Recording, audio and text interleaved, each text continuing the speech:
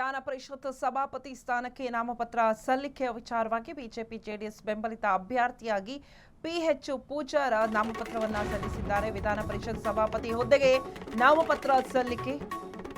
ಕಾಂಗ್ರೆಸ್ನಿಂದ ಎಂಎ ಸಲೀಂ ಅಹಮದ್ ನಾಮಪತ್ರ ಸಲ್ಲಿಕೆ.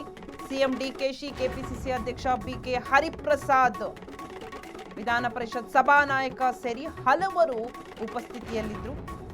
ಪರಿಷತ್ ಕಾರ್ಯದರ್ಶಿ ಜ್ಯೋತಿ ಅವರಿಗೆ ನಾಮಪತ್ರ ಸಲ್ಲಿಕೆ. ವಿಧಾನ ಪರಿಷತ್ ಸಭಾಪತಿ ಹುದ್ದೆಗೆ ನಾಮಪತ್ರವನ್ನು ಸಲ್ಲಿಕೆ ಮಾಡಿದ್ದಾರೆ.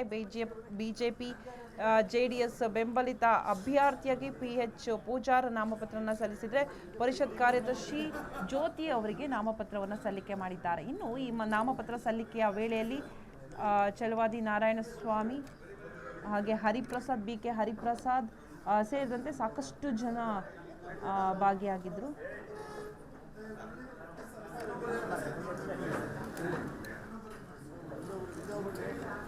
ಸರ್